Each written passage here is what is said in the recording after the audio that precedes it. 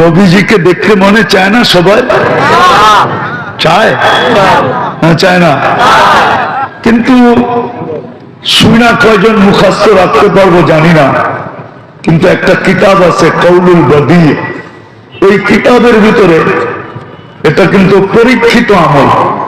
আজ পর্যন্ত আমার থেকে শিখা যতজনে পড়ছে, আমি অনেক জনের থেকে খবর পাইছি আলহামদুলিল্লাহ। দাউদকান্দিতে তো এক লোক আছে, এই পর্যন্ত বলছে যে হুজুর আমি কতবার দেখছি এটা আপনাকে বলবো না, কিন্তু আমি পড়ায় দিনই দেখি আল্লাহ রসুলকে। দুরূদটা কঠিন না। আল্লাহুম্মা সাল্লি ওয়া সাল্লিম আলান নবিয়্যিল উম্মি ওয়া আলা আলিহি ওয়া আসহাবিহি, বাস এতটুকু। যে পড়বে ডেলি 200 বার, সকালে 100 বিকালে 100, ইনশাআল্লাহ মাস পুরা হতে পারবে না, এর আগেই দেখবে আল্লাহুম্মা সাল্লি ওয়া সাল্লিম আলান নবিয়্যিল উম্মি ওয়া আলা আলিহি ওয়া আসহাবিহি। যদি কেউ লেখা মানুষকে দিতে চান দিতে পারেন, পরীক্ষিত। এটা ঘরে শিখানো উচিত, ছোট ছোট বাচ্চাদেরকে শিখানো উচিত, শৌক পয়দা করা উচিত।